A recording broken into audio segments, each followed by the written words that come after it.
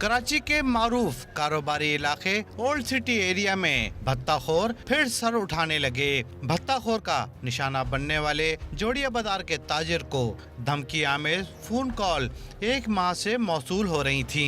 रकम न मिलने पर लियाकताबाद में इसी ताजिर के घर के बाहर फायरिंग करके भत्ताखोरों ने अपनी मौजूदगी का एहसास भी दिलाया। इस पर भी बात न बनी तो ताजिर की दुकान को ही आग लगा दी। सर भत्ते की पर्ची आई हुई थी 5 लाख रुपए की ना, तो भत्ता मांग रहे थे और नाम बता रहे थे अपना सिकंदर सिक्कू करके।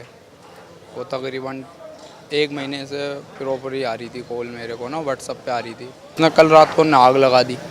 अब उसने आज भी कॉल करी थी, बोला देख लिया। तकलीफ ये लोग अपनी शॉप वगैरह बंद करते हैं और घर नहीं चले जाते ना, हम इनको अपने इलाके से सेफ बी केयरफुल इनको अपने इलाके से आउट करते हैं। अंदर आग जल रही थी, ऊपर ये जो जगह नज़र आ रही है यहाँ से चिंगारियाँ वगैरह निकल रही थी। बात यहीं पर खत्म नहीं हुई। बेखौफ भत्ताखोरों ने दुकान जलाने के बाद भी ताजिर को धमकी आमेज फोन कॉल करके 2 रोज की डेडलाइन दे दी। ताजिरों में खौफ बढ़ रहा है। सिक्योरिटी के लिए मुताल्लिका हुकाम को तहरीरी तौर पर आगाह कर दिया। हमारे मेंबर्स को भत्ते की जो है धमकी आ रही थी तक पिछले कोई 1-1.5 महीने से।